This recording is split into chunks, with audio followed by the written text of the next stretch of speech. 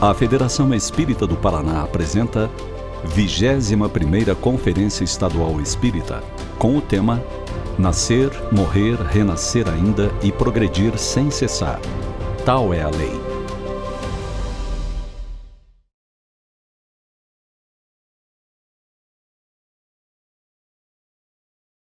Senhoras, senhores, queridas irmãs, queridos irmãos espíritas, nossos votos de muita paz.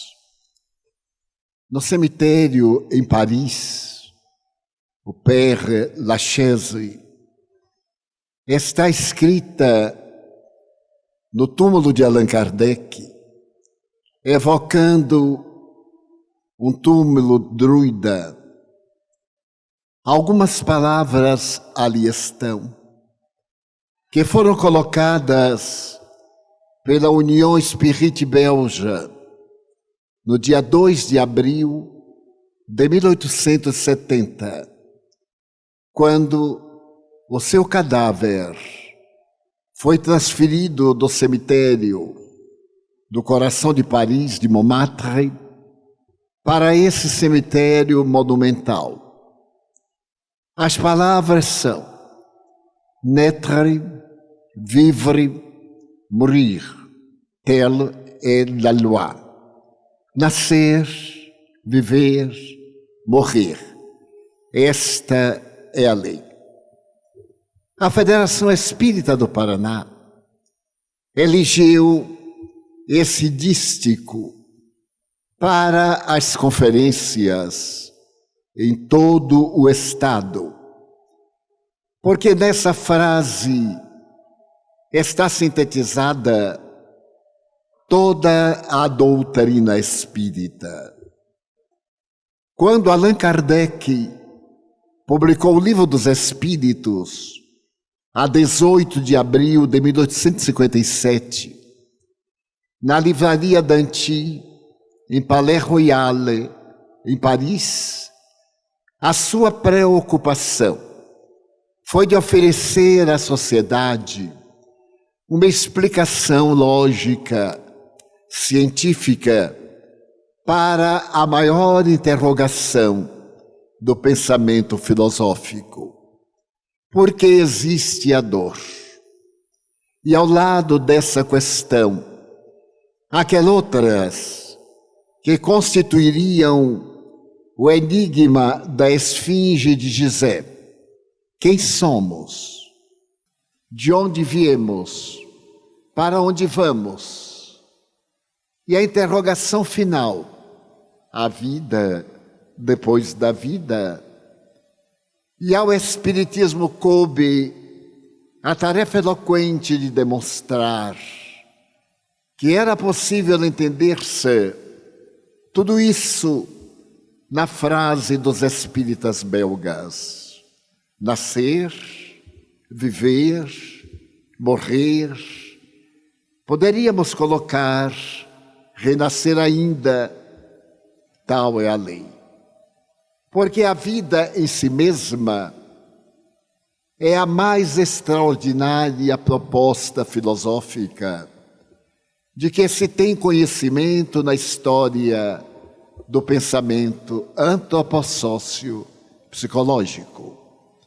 Entender a vida e o seu significado, depois de deambularmos pelas páginas da investigação revelada, da investigação de laboratório e das pesquisas mais avançadas, tem sido este o afã da criatura humana desde os primórdios, em que a história registra na pré-história a vida estabelecida na Terra.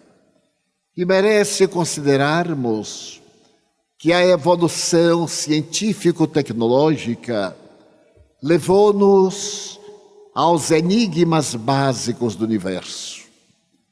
Através de várias pesquisas, hoje nos é possível entender a realidade do nosso universo, na grande explosão há 14 bilhões de anos, e do nosso planeta há aproximadamente 4 bilhões de anos, quando da massa nuclear se destacou uma área que iria constituir mais tarde, pelo congelamento, o sistema solar.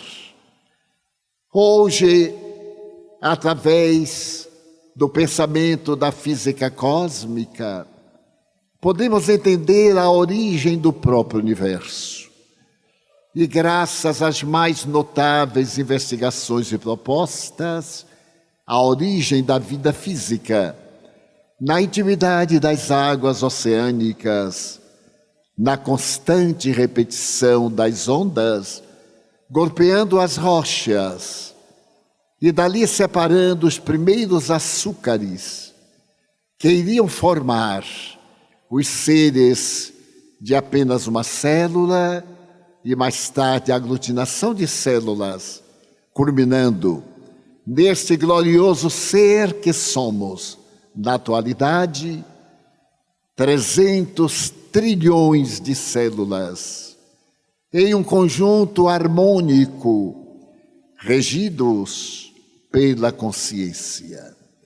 Ao Espiritismo coube contribuir com a parcela básica do entendimento da causalidade da vida, dos objetivos essenciais e da melhor maneira de encontrar a diretriz para a plenitude.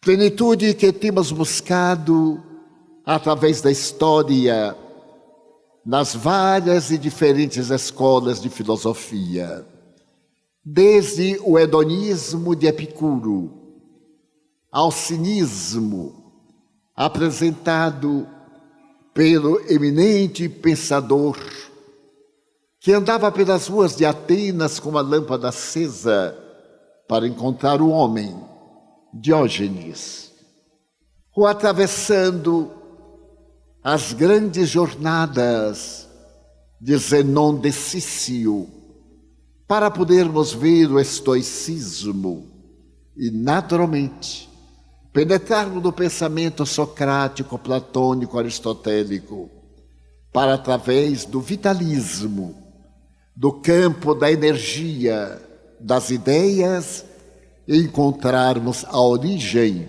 do ser e da sua sobrevivência. Foi, no entanto, Jesus, o homem mais biografado do planeta, que nos trouxe a diretriz segura para compreendermos o milagre da vida e o objetivo essencial da nossa existência. Para que possamos raciocinar um pouco na história da frase inicial, por volta de 1960, um notável psicólogo indiano resolveu transferir-se para os Estados Unidos. Ele havia acabado de penetrar nos ramos mais profundos da psicologia prática, a recém-nascida para a psicologia. E ao examinar as pesquisas parapsicológicas, ele se deteve a estudar o cérebro humano, e em particular a memória, culminando que o ser humano é portador de duas memórias, a memória cerebral e a memória extracerebral. Na memória cerebral, vamos encontrar as pesquisas extraordinárias do extraordinário Sigmund Freud, o trabalho grande e eloquente de Carl Gustav Jung, o pensamento dos psicólogos que procuraram entender as facetas da personalidade, do ego, do ser e os desafios humanos, mas nenhum deles atreveu-se a ir além da linha marginal do fenômeno morte. E quase que por uníssono estabeleceram que a morte é o fim da vida. E desde o momento da anóxia cerebral, a desoxigenação dos neurônios, tudo volta ao caos. A ciência espírita, porém, veio demonstrar que esse caos tem uma ordem, porque tudo no universo tem a sua ordem específica. E aquilo que aparentemente é o caos é naturalmente um vórtice de vibrações, de energias que constituem o mundo real. O mundo defendido por Albert Einstein, ao apresentar a sua teoria da relatividade do tempo e do espaço, no primeiro rascunho de 1905. Disse o eminente cientista: vivemos num mundo de ideias, de vibrações, de ondas, de pensamentos. Matéria é energia congelada e energia é matéria desagregada. Esta síntese foi resultado de uma equação. E igual a mc2 elevado ao quadrado. Mas além dessa equação, deu uma visão cósmica que na Universidade de Princeton tivera o eminente cientista, quando no estado de consciência alterada, fitando o cosmo numa noite de muitas estrelas, ele pareceu ver esta revolução nuclear no universo, através de uma força centrífuga e centrípeta que dava origem ao universo. Ao examinar essa questão, esse parapsicólogo norte-americano, porque vindo da Índia mais tarde ele se fez cidadão de Tiosan, Nat Banerjee, estabeleceu que a memória extrafísica é verdadeiramente a nossa memória. E se considerarmos o pensamento da psicanálise, da questão da nossa hereditariedade da libido, ou a questão da psicologia analítica dos arquétipos humanos, vemos que há uma relação profunda para definir a criatura e para explicar a reencarnação. O Dr. Ramendra Nath Banerjee, depois de meditar profundamente e pesquisar, estabeleceu que toda vez quando falamos sobre reencarnação, as pessoas que não estão familiarizadas com o tema são tomadas de uma surpresa sob 4 pontos de vista. O primeiro grupo diz de imediato: a reencarnação não existe. O segundo grupo assevera que a sua religião não aceita a reencarnação. O terceiro grupo apresenta-se como reencarnacionista. Porém, um quarto grupo tem uma atitude científica. Eu não posso dizer nada, porque não tenho fatos que me levem a crer, nem experiências que façam a tese da reencarnação sucumbir. Nesta noite, nós vamos fazer uma análise perfunctória dessas 4 posturas humanas. É muito comum, como asseverava Friedrich Nietzsche, toda vez quando aparece uma ideia nova, a mente humana combate tenazmente a ideia nova, por um mecanismo de autodefesa, porque a ideia nova muda o nosso modus vivendi, o nosso modus operandi, a nossa realidade. E é muito mais cômodo continuar com aquilo que já pensávamos, com aquilo que fazíamos, do que submetermos-nos à revolução da ideia nova.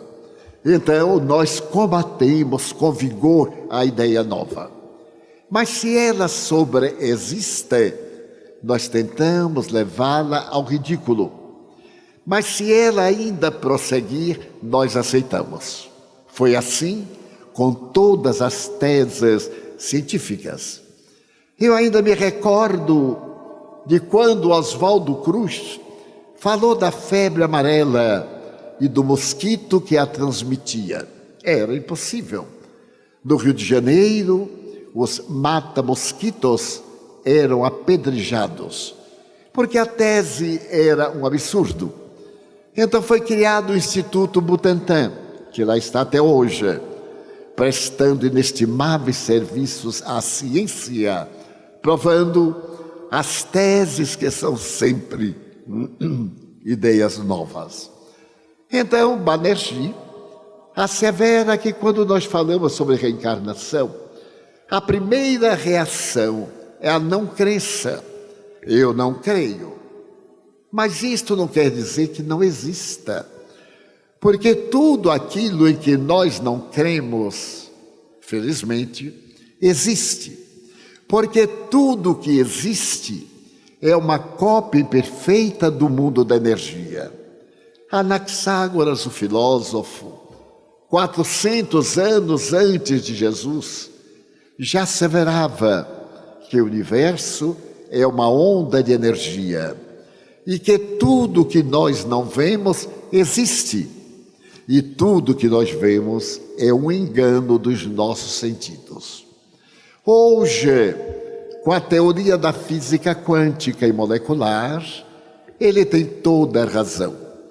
Porque são os átomos, aquelas partículas que os gregos diziam não divisíveis, que nos dão um mundo de 62 subpartículas. Cada uma tão infinitamente pequena que nós chegamos à energia pura.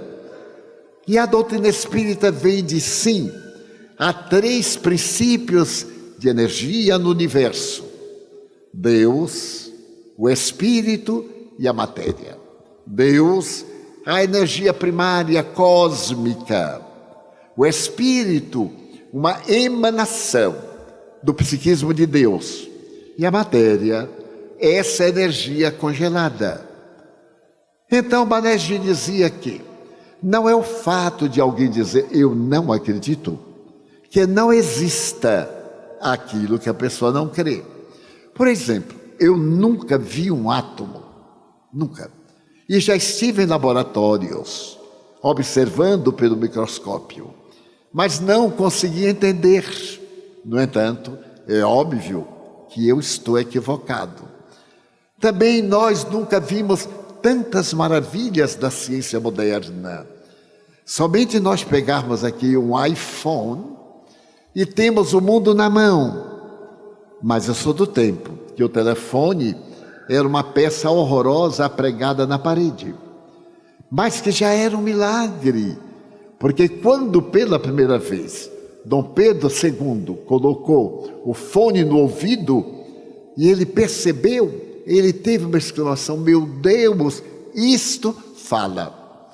Se Dom Pedro II chegasse hoje, ele morria de choque.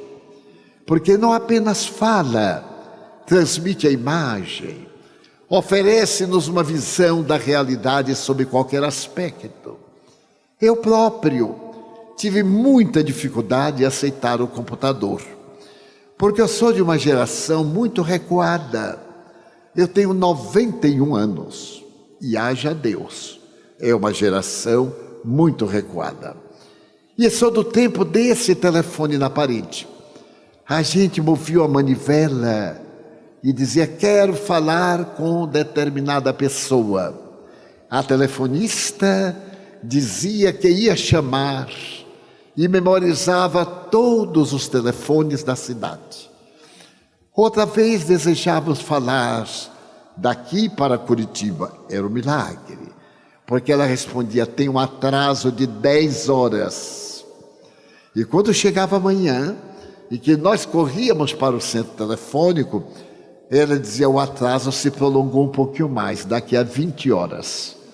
E quando nós íamos ouvir, só ouvíamos estática. Ainda me lembro da primeira televisão. E a primeira televisão que foi apresentada pesava quase 40 quilos.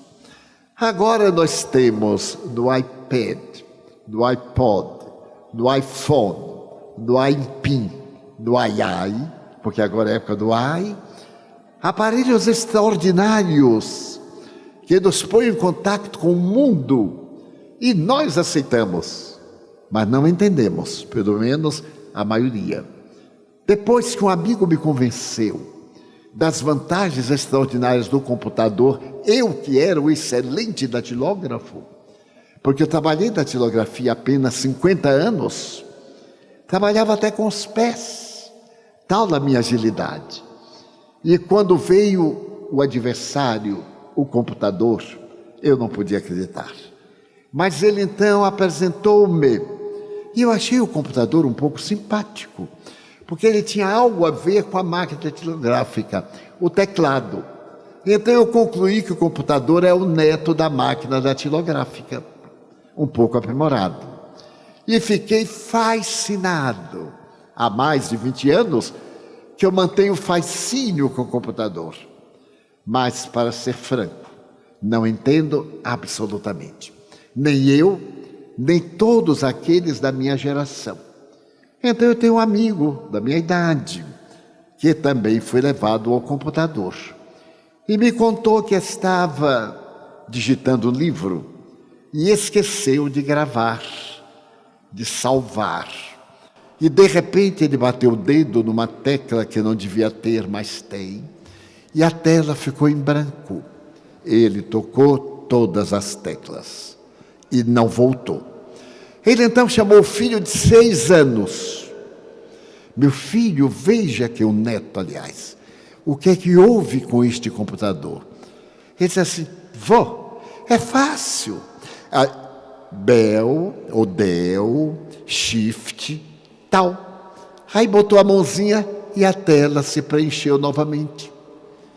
E ele ficou olhando aquele pirralho, explicando-lhe a um homem de 90 anos o que é que aconteceu. E o menino foi brincar. E ele continuou digitando, feliz. E novamente o dedo achou de bater numa tecla que não devia ter, mas tinha. E tudo voltou em branco. Ele então chamou o neto, outra vez irritado, com vontade de quebrar o computador. O netinho veio e disse, mas o que foi? Ele disse, o que é que tem este monstro? Ele disse, vô, eu não já lhe disse? Colocou os dedinhos, voltou tudo, e ele então fitou o avô e perguntou, vô, como é que você vivia antes de eu nascer? Então nós vivemos num mundo de coisas invisíveis e fascinantes. Então, quando alguém me diz, eu não creio na reencarnação, eu não creio na comunicação dos mortos, eu não creio, eu sorrio, porque ele está na Idade Média. Então, isso não tem valor. E Banerjee diz que não devemos nos preocupar, nem tentar levar o indivíduo a crer, deixar que ele aprenda com os netos. Há um segundo grupo, daqueles que dizem, a minha religião não fala sobre reencarnação. Nascer, viver, morrer, voltar ainda. Não, elas não falam. E então, nós ficamos a contemplar e perguntamos, a que religião você está ligado? Ao cristianismo. Eu sou católico, eu sou protestante, eu sou ortodoxo grego, armeno, russo e etc. Mas no Evangelho, na Bíblia, não fala sobre reencarnação. E nós perguntamos, você já leu mesmo a Bíblia? Várias vezes. E já leu o Evangelho? Sim, várias vezes. Mas leu e não entendeu. Porque tem lá um lugar em que um doutor da lei de nome Nicodemos foi visitar Jesus. E nessa visita ele começa o diálogo de uma forma sui generis. Senhor, eu sei que tu vens de Deus, porque ninguém faz o que tu fazes se Deus não estiver com ele. O que é necessário fazer para entrar no reino dos céus? E Jesus redargui, nascer de novo. E aquele homem tem um choque, mas como pode um homem que já é velho entrar no ventre de sua mãe para nascer de novo? E Jesus explica, o que é da água é água, o que é do espírito é espírito. O vento sopra e tu não sabes de onde vem nem para onde vai. Assim é todo aquele que nasce do Espírito. É necessário nascer outra vez. É talvez no Evangelho a declaração mais clara a respeito da reencarnação. É necessário nascer da água. E os cristãos que se originaram dos contactos com o Mestre encontraram uma forma de justificar. Estabeleceram que o batismo por imersão, por aspersão, é exatamente o renascimento. Porque João o Batista, primo de Jesus em segundo grau, batizava as pessoas no Rio Jordão. Mas era um batismo especial. A pessoa se arrependia de seus pecados, fazia uma confissão pública, mudava de nome e então era batizado. Era uma forma simbólica de nascer novamente, até mudava de nome. Mas quando nós vemos hoje batizar um canhão, batizar um submarino, batizar um jumento e etc., onde a ligação? Mas será que o batismo é exatamente isto? Jesus, de uma sabedoria incomum, teve a ocasião de dizer: eu tenho muita coisa para vos dizer, mas vós não me podeis entender. Então eu vou mandar o Consolador, o Espírito de verdade, para que fique convosco, para que repita as minhas lições e vos diga coisas novas. Durante muito tempo eu fiquei pensando nesta promessa de Jesus. 14, 16, 18, 25, 26. Quais eram as coisas novas que nós não podíamos entender? Essa é uma delas. Nascer da água. Tudo que existe nasceu da água. Toda a vida, nas suas mais variadas expressões, nasceu da água do mar, golpeando a rocha e estabelecendo os organismos unicelulares, pluricelulares, aqueles mais complexos que se transformaram na flora submarina, mais tarde na fauna, e invadiram a Terra para poder apresentar as várias espécies de vida animal e de vida vegetal. Vamos então raciocinar juntos. É necessário nascer da água. A concepção da vida é um fenômeno aquoso. No momento da coabitação, quando vem o êxtase, o espermatozoide percorre a trompa de Falópio e vai fecundar o óvulo, que se encontra nidado. Ele penetra no óvulo. O espermatozoide é uma gota d'água, um pouco gelatinosa. E o óvulo é uma outra gota d'água gelatinosa. Quando ele penetra, aquele óvulo se transforma num ovo, sobe na direção do útero e se implanta no útero, absorvendo líquido amniótico. Portanto, tudo água. E quando nós chegamos à idade adulta, o nosso corpo tem 68% de água, 31% de sais minerais e 1% de uma substância desconhecida. Nascer de novo é ter um novo corpo, é ressuscitar na matéria, enquanto que a outra é a ressurreição do Espírito. Então, Jesus ressuscitou dos mortos.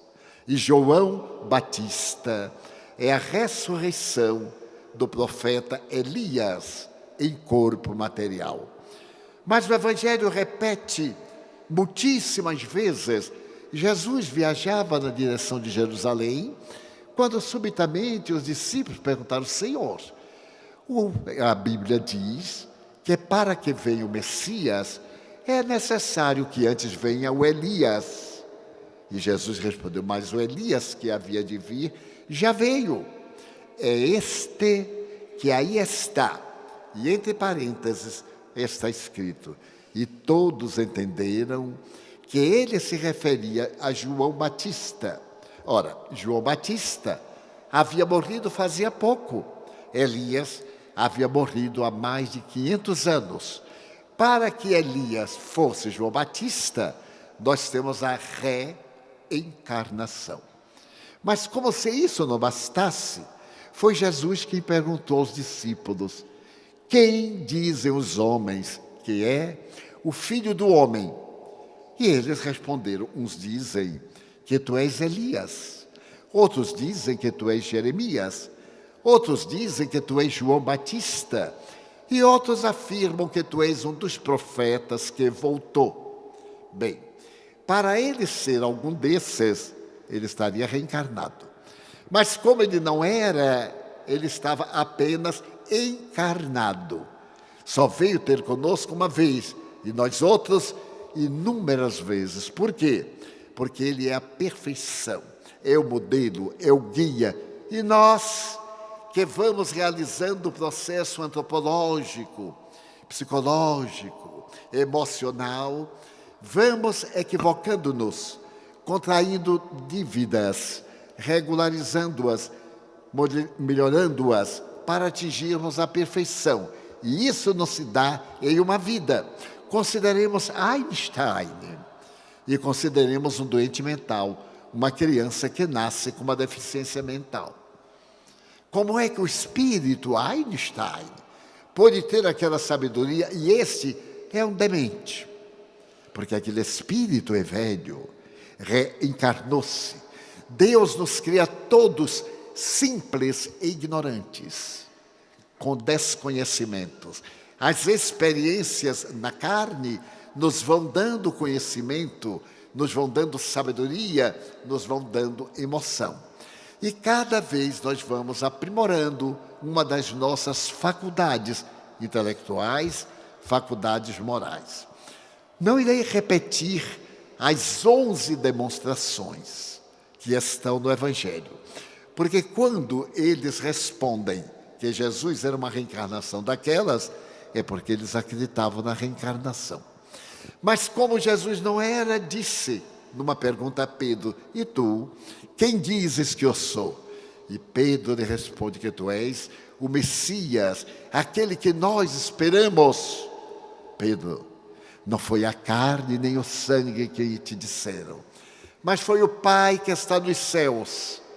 É necessário entender, como ele mesmo falou no meu Evangelho, tem que ser entendido em espírito e vida. O que é a carne e o sangue? O cérebro. Não foi um raciocínio dele, foi uma inspiração do cérebro, da memória extracerebral. Então, as religiões cristãs estão baseadas no Evangelho, mas não entenderam a reencarnação que Jesus pregou. E por que não? Porque a reencarnação vigeu até o ano 553.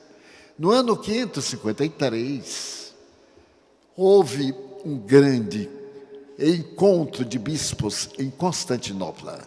E nesse encontro foi estabelecido que a reencarnação era uma doutrina herética, porque o imperador havia se apaixonado por uma mulher muito bela e muito inteligente, e casou-se com ela, tornando-a imperatriz do Império do Oriente.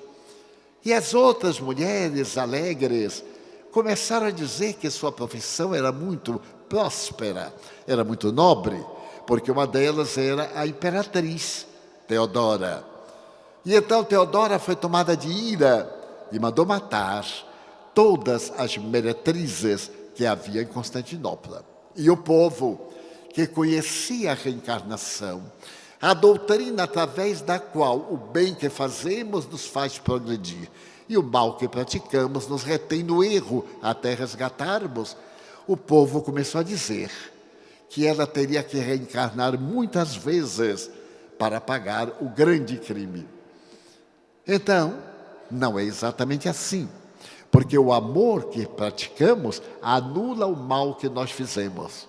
Quem desejar ser feliz, faça o bem, ame, pratique a caridade, tenha uma vida coerente, que é bom para si mesmo, ame-se.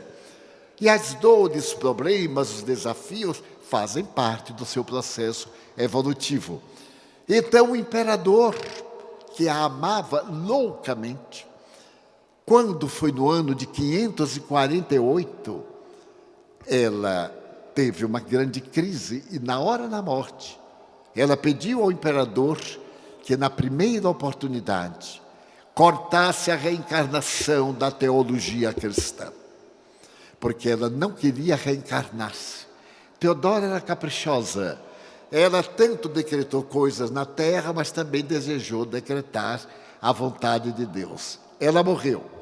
E o imperador, 4 anos depois, convocou o segundo concílio ecumênico de Jerusalém e condenou as doutrinas de Orígenes, que são doutrinas reencarnacionistas. A partir daí, a igreja começou a perseguir a reencarnação e dizer que a vida é única.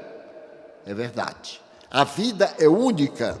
No corpo ou fora do corpo, estamos na vida. Portanto, ela é única. Mas as existências corporais são muitas. Eu não sou Divaldo Franco. Eu estou Divaldo Franco. Mas eu me recordo de 2 ou 3 existências que eu tive no passado. Numa delas, eu fui visitar o monastério que eu próprio havia criado em 1556, na França, perto de Versailles. Então, a reencarnação está embutida no Evangelho. Vamos ver a parte científica, se é verdade que existe reencarnação. Então, graças a este artifício, os cátaros e os albigenses, povos reencarnacionistas, foram perseguidos até o século XIX na Espanha, quando foram assassinados os últimos. Mas a reencarnação continuou no esoterismo, continuou no Oriente, e particularmente em doutrinas modernas, como a teosofia, o rosacrucianismo, o espiritismo, demonstrando que a nossa evolução é paulatina, o que explica, do ponto de vista moral, 2 gêmeos, nascidos da mesma célula, que se bifurca e faz 2 gêmeos perfeitos, idênticos. Um tem um caráter, o outro tem outro caráter. Como é que pode a mesma célula cortada ao meio fazer 2 caracteres diferentes? Eu pego uma laranja, corto ao meio. Uma delas, uma parte fica laranja, a outra fica melancia. Como pode haver hereditariedade? Não explica, porque a célula foi dividida. Daí o nascimento de gêmeos. A reencarnação demonstra que são 2 espíritos diferentes em células iguais. E cada qual mostra o seu caráter, as suas conquistas. E no caso daqueles que experimentam estar ligados, os irmãos siameses, como explicar 2 troncos em apenas 2 pernas, uma ligação peitoral frente a frente, um coração para 2 corpos. E na cidade do Salvador nasceram 2 meninas xenofóbicas, ali ligadas, e apresentaram algo especial. As 2 se odiavam. Era necessário ficarem com as mãos amarradas por 11 anos, porque se esbofeteavam. E quando não, batiam a cabeça uma na outra. Uma rogava praga à outra, uma adoecia e logo depois a outra, porque o aparelho intestinal era único, o digestivo era duplo e terminava num tubo só. E o que foi pior, uma delas contraiu aos 12 anos de idade uma pneumonia e a outra voltou-se e esmurrava: miserável, tu vais me matar, porque quando tu morras, eu vou morrer também. E de fato, quando uma morreu, imediatamente a outra morreu. Como explicar esta lucidez, essa diferença de caráter? no mesmo tronco genético. Qual seria a hereditariedade? Do corpo ou da energia pensante que ali estava? Então nós vamos ver por que a diferença de destinos. Porque uns nascem no catre da miséria e outros no palácio de Buckingham. Porque uns, tudo que tocam vira ouro, e outros, todo ouro que toca vira ferrugem. Porque alguns desfrutam de tanta comodidade e são desonestos. E outros honestos, coerentes, vivem numa miséria perturbadora. São fenômenos da história da reencarnação. Então, no segundo item, que é exatamente este item de minha religião não fala porque foi proibida no ano 552. Quem duvidar pode consultar a Wikipédia, o Google, porque agora a gente não consulta mais a biblioteca. Já tem esses dois mecanismos que salvam a pátria. Então, a reencarnação, do ponto de vista religioso, está na boca de Cristo, de Krishna, de Mahoma e de todos os grandes pensadores do passado que foram mensageiros de Jesus para anunciar a nova era. Mas tem aqueles, terceiro grupo, que acreditam na reencarnação, mas é uma crença frouxa, sem estrutura. Muitos espíritas, muitos teosofistas, muitos rosacrucianistas, porque quando lhes acontece alguma coisa, eles perguntam: como é que Deus fez isto comigo? Eu tenho visto com frades espíritas, morre o filho, e eles: mas Divaldo, por que Deus fez isto comigo? Eu digo: meu irmão, não foi com você. Em cada segundo na Terra, morrem 7.000 pessoas. E um dia a pessoa é nossa. Por que só tem que morrer o parente do outro e não meu parente? Então pensa, o outro também raciocina dessa forma. Ah, mas Deus eu podia levar meu filho. Mas por que não? Porque era meu filho. Não, você está enganado. Tanto não era que não ficou. Deus lhe emprestou para você trabalhar como quem cuida de uma pedra preciosa. Ele veio aqui para realizar um objetivo, para não ter a vida vazia. Então vale o período da sua convivência. Eu tive uma irmã. Nossa família eram 13 irmãos. Era um laboratório de química humana. E a minha irmã era hidrocéfala. Meus pais lhe teriam dado hereditariedade, mas notemos bem. Ela é minha irmã número 7. Porque lá em casa nós éramos tantos que minha mãe numerou para facilitar. Porque às vezes ela esquecia o nome.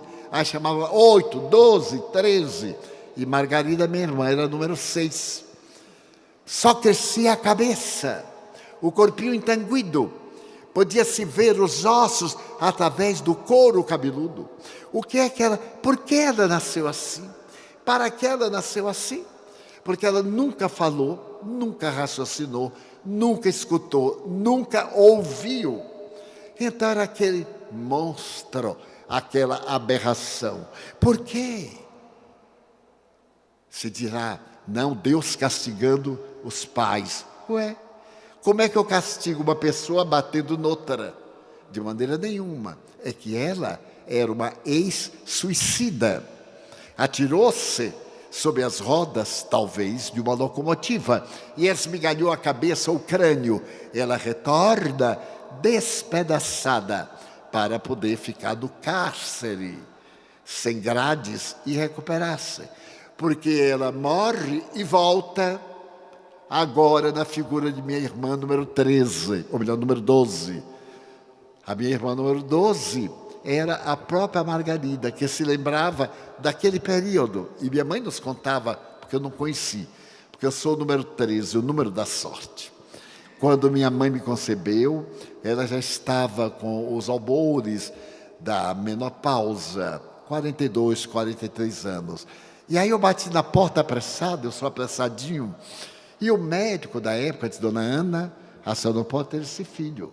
A senhora já teve 3 abortos naturais, 12 filhos, está muito magra, era magrinha, era baixinha. E mulher magra e baixa é um terror, não morre nunca. A gordona saudável, e pouco tempo. e você terá que abortar, porque seu filho vai lhe matar. Ela disse: doutor, mas é da lei divina. Matar o meu filho, nunca. E se negou a me abortar. E eu nasci ainda antes do tempo. E eu sou de 8 meses. E olha, se eu fosse de 9, talvez eu estivesse até com 98 anos. Mas, então, esta mulher suportou tudo isto.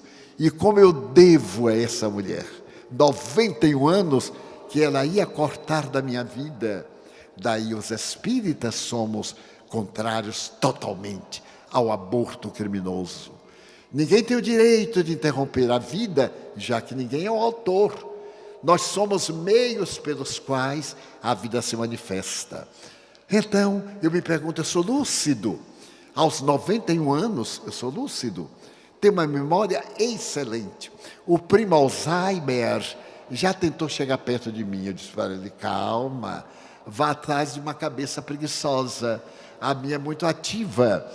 E então aqui estou aos 91 anos, graças ao estoicismo daquela mulher a quem amo infinitamente. Mas eu pergunto, por que minha irmã não teve esse mérito? Porque meus outros irmãos preferiram determinadas profissões manuais e eu preferi estudar.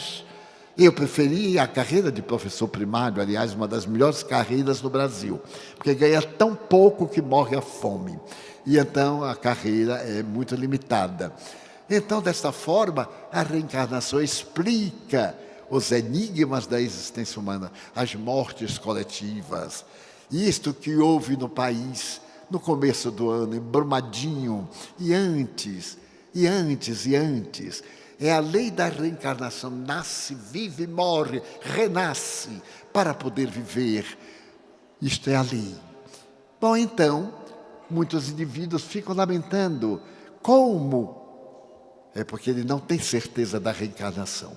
Quando minha mãe estava morrendo, nos meus braços, ela disse, naquele momento de um coma, ela melhorou e disse: Di, meu filho, eu vou voltar para falar com você. Seus irmãos, seu pai estão aqui. Uma irmã minha suicida está me dizendo: Di, venha, mãe, coçar a minha cabeça. Eu não aguento mais sofrer. Minha irmã suicidou-se 33 anos antes da morte de minha mãe. E esperou que o coração materno fosse arrancado das regiões dolorosas, dos espíritos maus que a perseguiam. Então a reencarnação deve ser considerada como lei. Então a dor para nós, quando o filho parte, o cônjuge, o parteiro, o parceiro nosso, seja quem for a que amamos, sintamos a dor, claro.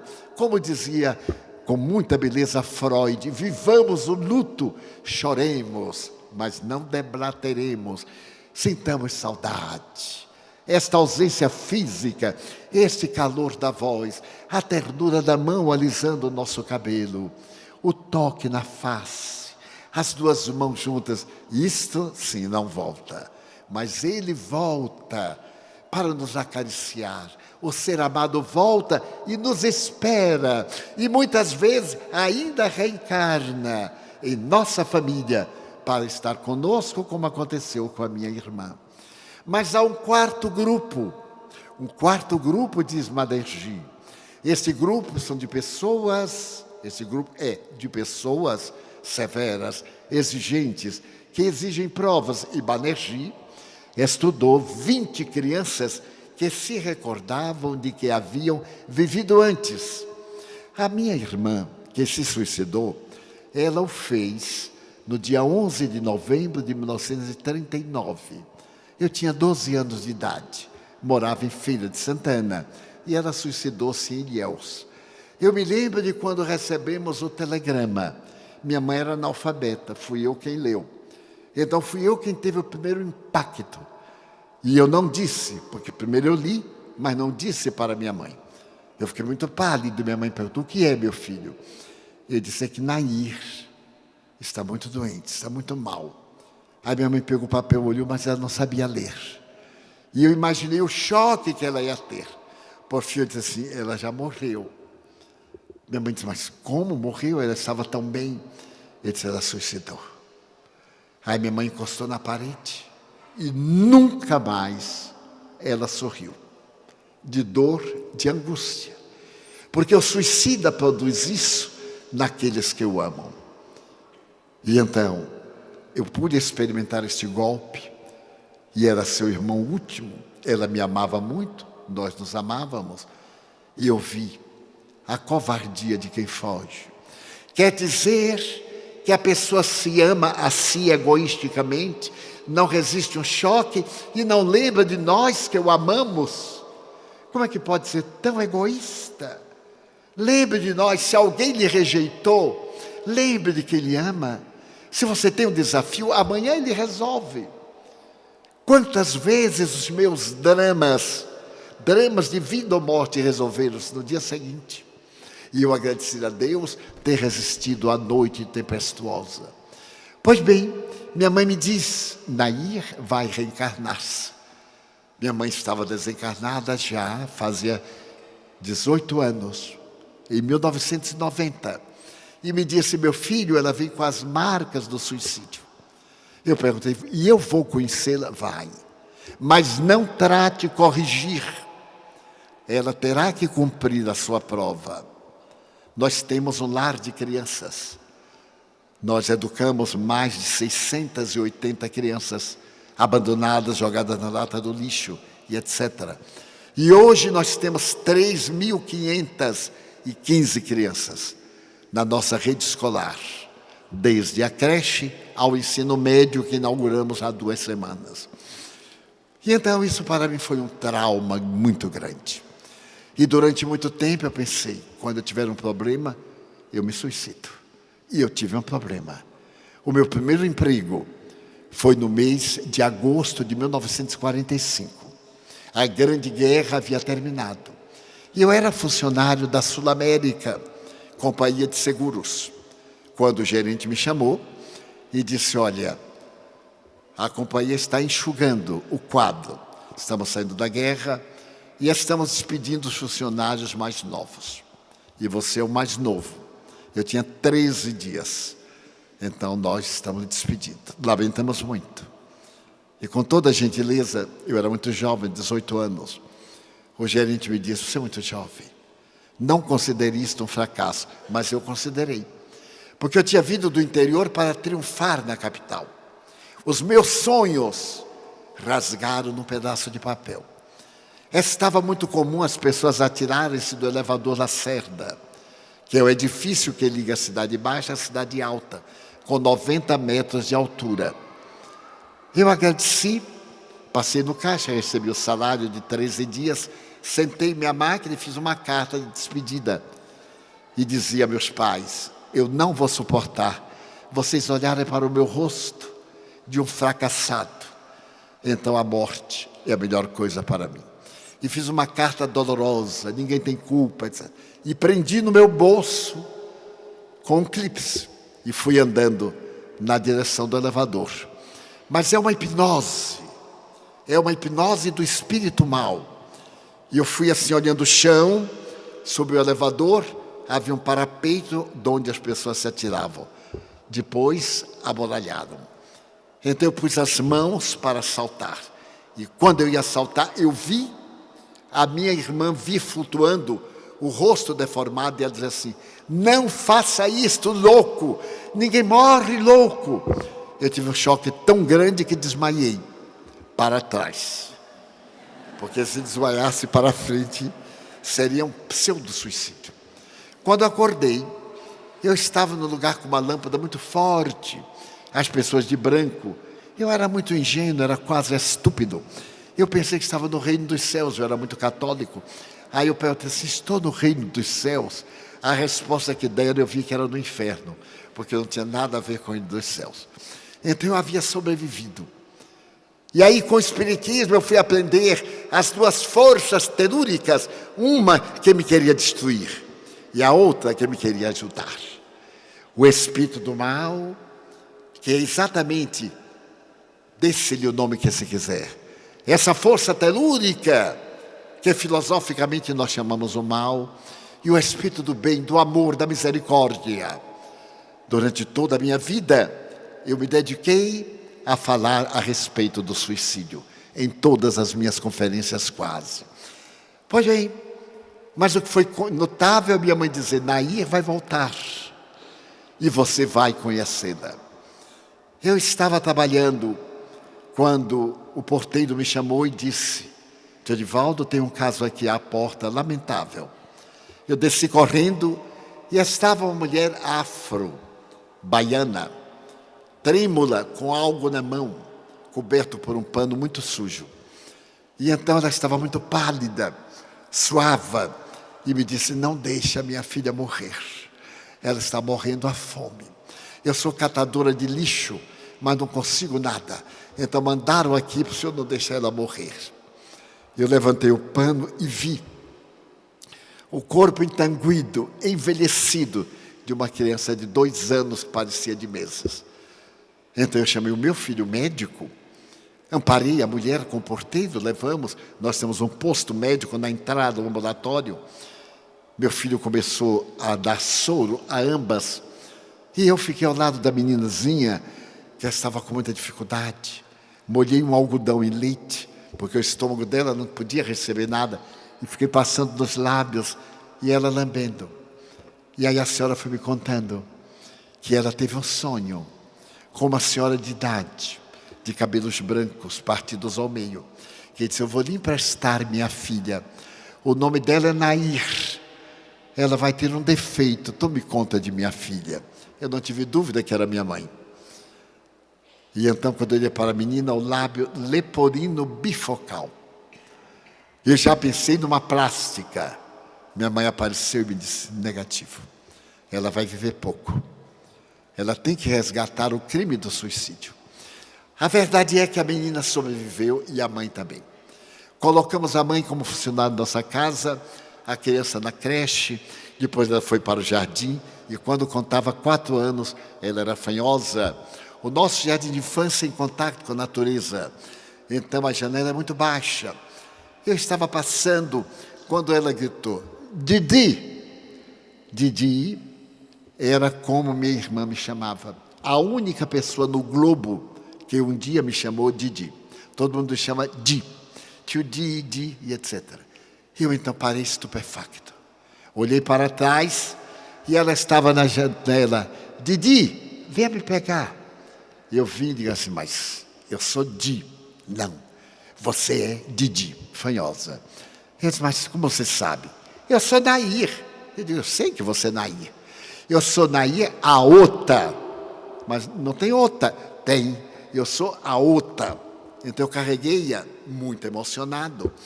E disse assim, por que você me chamou Didi? Porque eu sempre lhe chamo Didi, não é? Ele disse, é minha filha. Aí eu me sentei à porta do grupo juvenil e acarinhei-a. Fiquei olhando a misericórdia de Deus. Daí a 2 anos, ela estava no meu colo, passava a mão no meu rosto e dizia assim, Didi, eu sonhei que eu vou morrer. Eu vou morrer? Eu digo, vai, minha filha, todos nós vamos morrer. Mas eu vou morrer logo. Eu digo, vai morrer logo. 2 semanas depois, ela teve uma problemática respiratória dos pulmões e morreu. Morreu, e claro, eu a chorei pela 2ª vez. E no ano 2000, minha mãe me apareceu de novo e disse, Di, Nair vai voltar. Agora, com o corpo perfeito, bonita, mas não se envolva na vida dela. Bem, passados 3, 4 anos, certo dia chega lá na Mansão do Caminho, um casal com uma menina, loura, até parecida paranaense, linda, olhos verdes. E então eu olho para a menina e me encanto. Eu perguntei assim, eu posso carregá-la? Como não? Pode. Aí eu peguei e perguntei, como é o nome dela? Nair. Eu digo, isso é perseguição, não é possível. Minha mãe me apareceu e disse, Di, ela voltou. Está agora com 16 anos. Vejo-a de quando em quando. Os amigos poderão dizer, é um pouco de autossugestão. Talvez talvez. Mas é muito curioso como agora, quando ela me vê, ela se lembra, principalmente quando tinha 6, 7 anos, de fatos que ocorreram entre mim e ela. E um desses fatos foi curioso, porque eu tinha vocação para desejar ser médico ou sacerdote. E minha irmã era casada com um cavalheiro muito rico, produtor de cacau. E ela dizia: Di, você vai ser médico. Eu me encarregarei de você. Eu estava com 12 anos, ia fazer o exame para a escola normal, e ela me disse: logo que você fizer o exame, vai fazer agora, mais tarde, o estudo para o curso científico e depois o vestibular, quando ela suicidou. Pois bem, estava conversando com ela, de 6 anos, brincando, e então ela me perguntou assim, com a linguagem de criança: Di, você é o quê? Eu perguntei assim: eu sou o que você está vendo, porque eu percebi o alcance. Ela disse: você se formou-se? Eu digo: me formei-me. Ela disse: em quê? Eu disse: professor primário, por sua culpa, porque você viajou, e aí eu não podia, ia ser doutor, não era Di. Eu prometi que ia ser médico, não era Didi.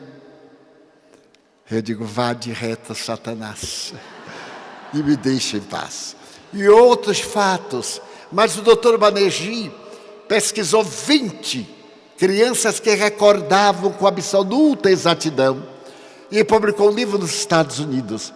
Então ele sensibilizou o professor de psicologia da Universidade da Virgínia, que estudou 30 casos que sugerem a reencarnação, e publicou uma das maiores obras sobre reencarnação.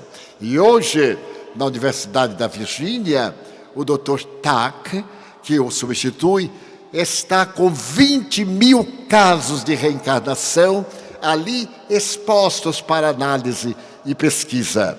Mas quais os fatos da reencarnação? Quando, por exemplo, nós temos a faculdade de falar idiomas que não são os nossos idiomas. Viveu em Genebra uma menina que falava francês, como é óbvio. Quando ela completou 2 anos, chamava-se Helena Schmidt, ela fez qualquer traquinagem e a mãe lhe deu uma palmada. Quando a mãe deu a palmada, ela disse: não me bata. E esqueceu o francês. Começou a falar algo estranho. A mãe achou que era o estado lúdico da criança, não deu importância. Mas ela não voltou a falar o francês. Foi levada ao médico, o médico percebeu o estado alterado de consciência, e certo dia, um mês mais ou menos depois, ela estava na feira livre, quando um homem parou e começou a conversar com a menina. Ela ficou intrigada, porque o homem sorria e a menina também. Ela perguntou: você está entendendo o que minha filha fala? Estou, sim, senhora. E estou admirado porque ela fala chinês. Mas como o senhor fala chinês? Está na cara, né? Eu sou chinês. E a minha surpresa é que ela fala um chinês antigo. E fala muito bem. Mas o que é que ela está lhe falando? Que ela estava tomando banho, a senhora lhe deu uma palmada e ela esqueceu a língua francesa. Era um fato. A partir daí, a Helena voltou a falar o francês e continuou falando o chinês. Quando ela completou 8 anos, ela falava 12 línguas. Falava e escrevia. 8 línguas vivas, 2 línguas mortas e 2 línguas extintas. Ela foi estudada há 40 anos pelo psicopedagogo de Genebra, Claparède, que escreveu um livro extraordinário sobre ela, sobre Helena Schmidt, as manifestações mediúnicas. E ela dizia ser a reencarnação de Maria Antonieta, a austríaca, rainha da França, que foi degolada. Mas este fato de lembrar de outras línguas é notável em outras áreas. No ano de 1908, apareceu na Inglaterra um menino que falava e escrevia matemática, mas escrevia de uma maneira brilhante e era analfabeto. Porque na Inglaterra, até 1910, era proibido aos camponeses aprenderem a ler e escrever. E este menino era filho de camponeses, filho, neto, bisneto, etc. Nunca nenhum ancestral havia aprendido a ler e escrever. E de repente ele começou a fazer cálculos matemáticos. Foi levado à Universidade de Londres e foi submetido a um exame de 3 dias. Então, equação, geometria, trigonometria, e ele respondia tudo. Só não sabia fazer os números, mas sabia de memória. Então, o professor de aritmética olhou para ele e perguntou: você sabe aritmética? Ele disse: professor, eu não sei palavras, eu sei calcular. Então, você sabe o que é potenciação? Eu não sei palavras. Por exemplo, chegou o quadro de giz e colocou: qual é a potência de 3 elevado a 3? Isto é, 3 vezes 3 vezes 3, 27. Ele disse: eu não sei. Aí o professor colocou: 8 elevado à 16ª potência. Quer dizer, 8 vezes 8 vezes 8 vezes 8 vezes 8. E ele então sorriu e disse: a 16ª potência do número 8 é 281 trilhões, 474 bilhões, 576 mil, 723, 252 unidades. Não havia maquininha japonesa, aí começaram a multiplicar. Chegaram exatamente ao número. E perguntaram: como é que você sabe? Ele disse: eu não sabia que sabia até a hora que eu descobri que sabia. Então a reencarnação tem desses fenômenos da memória extracerebral. Mas o fato que mais me fascina, e eu conheço mais de 1000 fatos narrados na literatura, e hoje no Face, no Instagram e etc., de meninos prodígios, aquele notável pianista japonês que toca Mozart aos 4 anos e a mão não pode dar uma oitava e ele toca melhor do que Mozart. A meninazinha que imita Callas e assim por diante, toda hora nós estamos vendo. Então foi um menino que nasceu em Seul, capital da Coreia do Sul, no dia 22 de maio de 1926. Esse menino recebeu o nome de Kim Won-yang. Kim Won-yang era um menino normal, até os 6 meses, quando ele estava nos braços da mãe, e de repente ele disse: mamãe, agora eu me lembro que eu sei falar. A mãe olhou para o pirralho e disse: eu tenho a impressão que este menino falou. E ele disse: falei, mamãe. E ela desmaiou, é claro. À tarde, quando o marido chegou, ela disse: você não vai acreditar, mas meu filho falou comigo hoje. E o marido, como todo marido que acredita em tudo que a mulher fala, desacredita. Mas eu vou levar você ao psiquiatra, porque você dizer que nosso filho de 6 meses falou com você. E aí ele foi ver.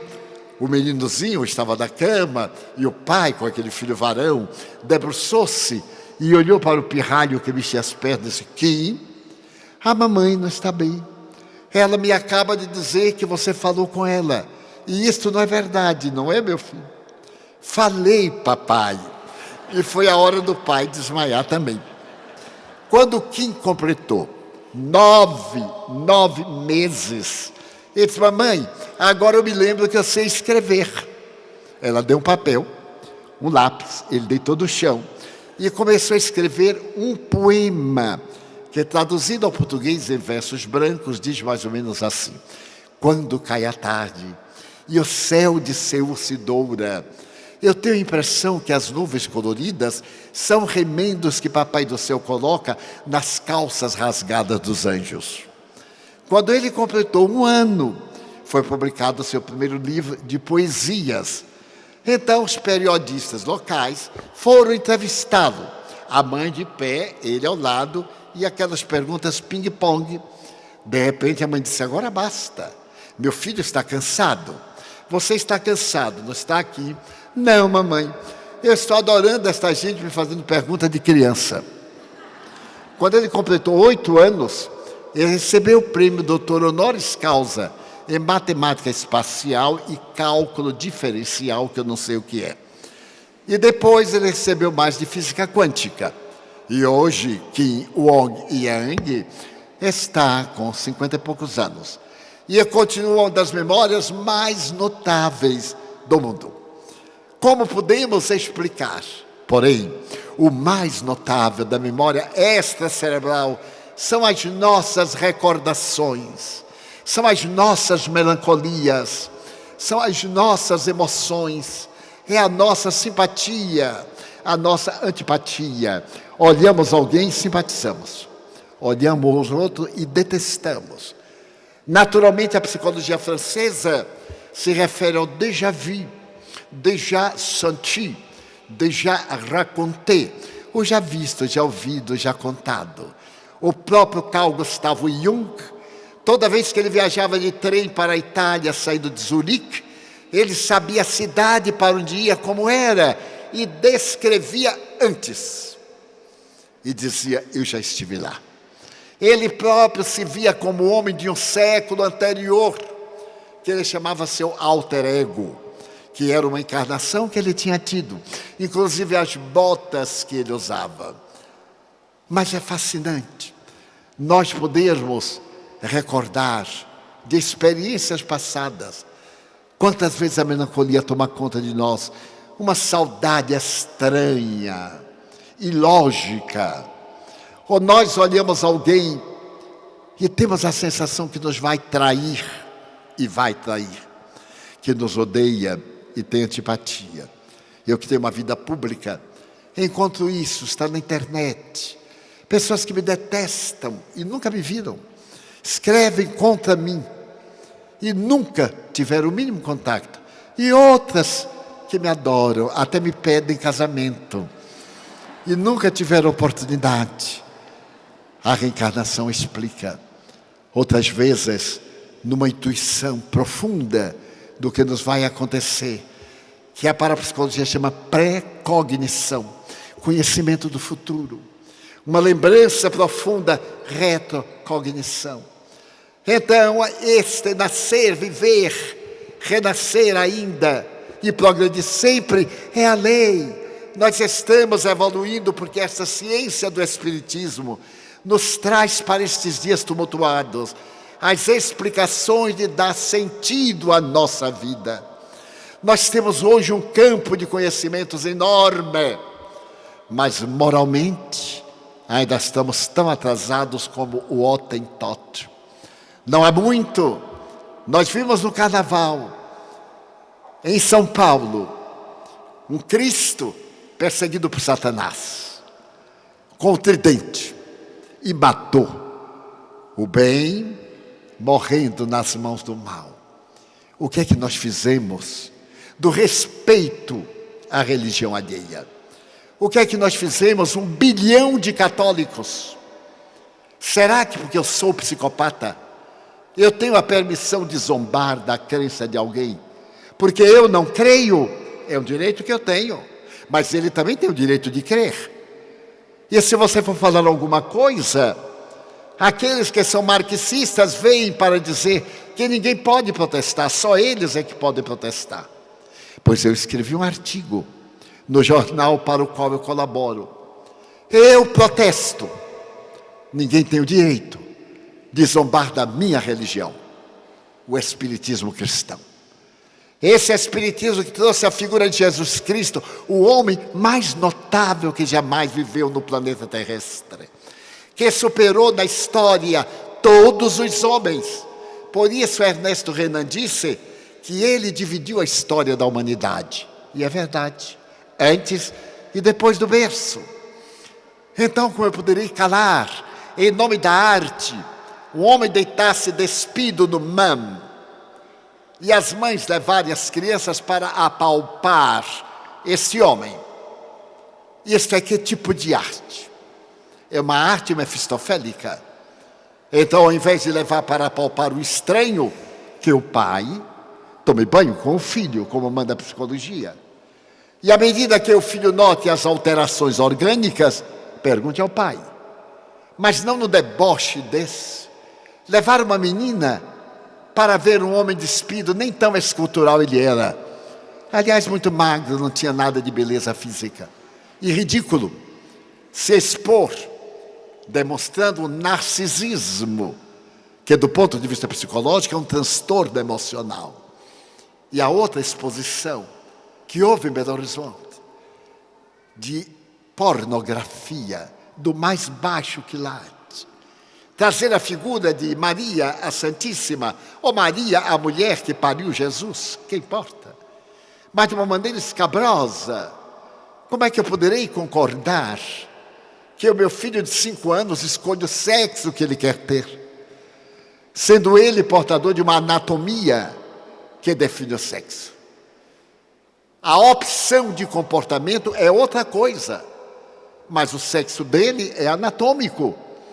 Então, como é que nós podemos concordar com uma educação na base do bullying, em que o mestre não vale nada? Os jovens debocham, batem, ridicularizam.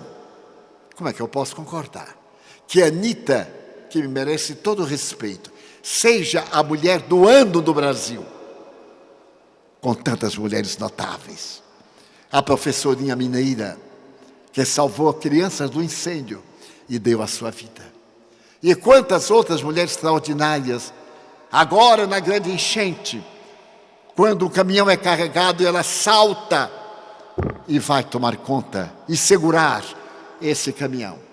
E quantas mães notáveis para ser o modelo do ano. Por que então escolher uma jovem que é bela, que tem o corpo siliconado, para servir a mulher do ano? O que é que fez? Cantou? Mas eu também canto. Todo mundo canta, mas não encanta. Então nós estamos vendo um momento moral decepcionante, extravagante, em que o valor do indivíduo está no ter, mesmo que seja através da indignidade, da corrupção. Quando aquele homem de Nazaré cantava o hino da solidariedade, feliz é quem ama, vitorioso é quem vence as suas más inclinações, disse Allan Kardec. Verdadeiramente herói é aquele que consegue atravessar o oceano dos problemas sem macular-se. Então todos nós estamos vivendo dias muito complexos. A depressão toma conta do mundo. Eu vou citar algumas estatísticas. Cada ano nos Estados Unidos da América do Norte, nos últimos 10 anos, 3 milhões de depressivos. Mas como? No país mais rico do mundo. Por que a depressão? Porque um astro que acaba de ganhar o Oscar suicida-se. Ele tem tudo, mas tem a vida vazia. Em cada 15 minutos, alguém suicida-se no Brasil. Em cada 8 segundos, alguém tenta. Mas o que é que está ocorrendo com a nossa vida? 360 milhões de depressivos. E a Organização Mundial de Saúde assevera que no ano 25, a primeira causa-morte não será cardiopatias nem câncer. Será suicídio da depressão. De preferência com armas de fogo. Então, onde está a nossa cultura, a nossa ética? Aonde nós colocamos o direito de viver, de lutar? Então volta Jesus, através dos espíritos nobres, para dizer-nos: vale a pena viver. Viver é a maior bênção que a nossa imaginação pode considerar. Eu resido no bairro mais miserável do estado da Bahia. No entorno de 400 mil pessoas, 200 mil abaixo da linha da miséria. Pois eu encontro felicidade ali. E ainda ontem, que nós recebemos um jovem Jay em nossa casa, que é considerado o 3º melhor do mundo, eu o vi chorar. E vi, quando ele esteve na África há pouco, com um grupo notável da fraternidade. Então, ele encontrou uma mulher cega, que estava com o cinto amarrado à cintura para diminuir a dor da fome. Fazia uma semana que ela não comia. E ele, um jovem hoje requestado, pegou na mão grotesca daquela mulher e se comoveu até as lágrimas. Um jovem que embala o Brasil e o mundo. E então ele chorou, mandou buscar alimento e mandou ao médico. A cegueira era de cataratas. Mandou fazer a operação, pagou 30 mil reais, está na internet. E voltou no ano seguinte. Ela pôde ver o rosto do homem que lhe deu luz, apalpou-lhe o rosto, agradeceu a comida, mas então ela teve esta frase pela qual eu recordei-me do fato. O que me faz feliz não é ter a comida, não. É lembrar que alguém lembra de mim que sou gente, porque eu não era gente. Essa frase eu vi da boca de um homem da África do Sul. Quando eu lhe dei um abraço, em pleno hotel, na hora que ele estava servindo, ele me dirá depois: Mr. Franco, pela primeira vez eu me senti gente, porque eu sou africano, sou negro. Acabou a lei da perseguição, mas não acabou verdadeiramente. Nunca um branco me tocou, nunca um branco apertou minha mão. Ele disse: mas eu não sou branco, eu sou pálido, como diziam os índios americanos, o cara pálida. Eu sou pálido. Eu disse: mas depois que o senhor me abraçou, eu me senti gente. Eu digo: então vou lhe dar uns 30 abraços para você sentir o rei agora da África do Sul. Eu disse: por que você se sentiu gente? Porque eu ia me matar. Eu estava com câncer de próstata.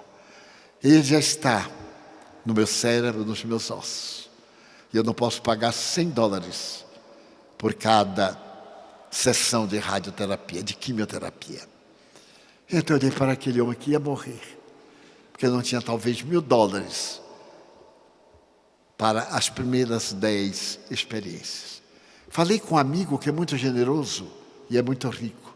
Ele disse: mas Divaldo, nós não vamos deixá-lo morrer. Pode dizer que ele vai fazer todas as aplicações. E me deu um cheque de $5.000 americanos, que são dólares mais altos. E eu lhe entreguei. Ele falou: mas quem é? Eu digo: eu não sei, eu achei na rua esse cheque. E me lembrei de Ghost, aquele cheque que ela procura dar, que é uma cena inesquecível. Eu disse: achei na rua. E aí eu peguei e trouxe para vocês. Mas Mr. Franco, eu digo: nada de mister. Eu sou só Divaldo, eu sou seu irmão. E nos abraçamos longamente. Faz 3 anos. Ele me escreveu em janeiro último. Está quase que totalmente, a matriz cancerígena está superada. O câncer cerebral, a sequela está diminuída. Os ossos ainda estão precisando de cuidados. Mas ele já viveu mais 3 anos com uma vida digna, graças a um anônimo que acredita no amor. Graças a alguém que mantém uma obra assistencial grandiosa. Graças a alguém como este jovem cantor, que era materialista e perguntava por que Deus deixa esta gente comendo bolacha de barro. Bolacha de barro. Mas depois que a mulher disse, e ela acrescentou: oh, Deus existe. Ele que frequentou a universidade, se converteu com essas palavras dela: Deus existe. E ele disse: é verdade. E Deus me usou para ajudá-la. Então a minha mensagem, a mensagem que a Federação Espírita do Paraná está nos dando, naquela frase do nascer, viver, morrer, renascer ainda, isto é a lei, é a frase de um mundo novo. Para nós nos darmos as mãos, acabarmos com este mundo de decadência. Se nós não podemos mudar o mundo, mudemo-nos. Eu mudo para melhor, você muda para melhor, e o mundo se torna melhor. Então está no momento de nós construirmos uma nova sociedade, de dizermos às pessoas: olá, de sorrirmos, de darmos a mão, de termos um gesto de ternura, de plantar uma árvore. E já que vamos plantar uma árvore, que ela seja frutífera. Está no momento de cantarmos o amor de Cristo e de agradecer tudo que a vida nos deu, que a vida nos dá, e nós não valorizamos. Nós sempre estamos querendo o secundário e não preservamos o essencial. Margarida Lopes de Almeida, a poetisa declamadora quatrocentona de São Paulo, dizia: eu tenho tudo para agradecer e nada para pedir. Então o espírito amigo escreveu pelas minhas mãos, em 1961, um poema, o poema da gratidão, que eu faço a inspiração do momento. E gostaria de trazê-lo, porque nós temos tanto para agradecer. Ouçamos, meu Deus, eu queria dizer-te que eu amo a vida, que para mim é bela e é consentida.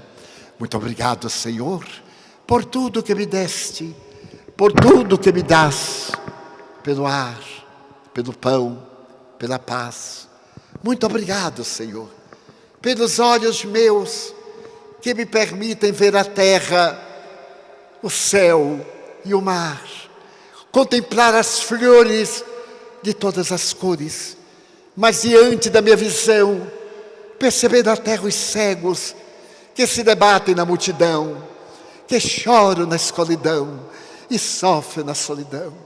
Muito obrigado, Senhor, porque eu oro por eles, porque eu sei que depois desta vida, na outra vida, eles também enxergarão.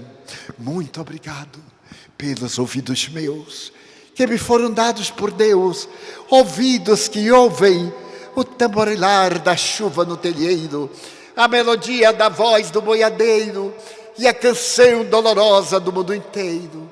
Diante da minha faculdade de ouvir, pelos surdos eu te quero pedir, porque eu sei que depois desta prova, na vida nova, eles escutarão. Muito obrigado pela minha voz, mas pela sua voz, pela voz que ama, que canta, que ilumina, que legisla, que trauteia uma canção, e o teu nome profere com dúlcida emoção. Diante da minha melodia, eu vejo na terra os que sofrem de afasia. Eles não falam de noite, eles não cantam de dia. Eu sei que logo depois, em nome do teu amor, eles voltarão a ser cantores. Muito obrigado, Senhor, pela minha mão, mão que ara, mão que semeia, mão que agasalha, mão que liberta da angústia, mão que semeia o amor nas várias terras da pátria augusta, pela mão que atende a velhice, a dor, o desamor, pela mão de sinfonia, de poesia, de cirurgia, de psicografia, pela mão que aperta a mão, mão dos adeuses, mão que no seio embala o corpo de um filho alheio sem receio, e pelos pés que me levam a andar sem reclamar. Muito obrigado, Senhor, porque eu posso bailar diante do meu corpo perfeito. Eu te quero louvar, porque eu vejo na terra amputado, marcado, paralisado, que não se pode movimentar. Eu oro por eles, porque eu sei que depois desta expiação, na outra reencarnação, eles também bailarão. Muito obrigado por fim, pelo meu lar. É tão maravilhoso o meu lar, que não importa, para que tenha dentro, não é necessário ser um bangalô, um ninho, uma casa no caminho, um duplex, uma mansão, seja o que for, mas que haja um amor, amor de mãe ou de pai, de mulher ou de marido, de irmão, de amigo, de alguém que me dê a mão. Apenas um gato ou um cão, porque é muito triste viver na solidão. Mas se eu a ninguém tiver para me amar, nem um teto para me agasalhar, nem uma cama para me deitar, nem aí eu reclamarei. Pelo contrário direi, obrigado, Senhor, porque eu nasci. Obrigado, Senhor, porque eu creio em Ti. Pelo Teu amor, muito obrigado, Senhores.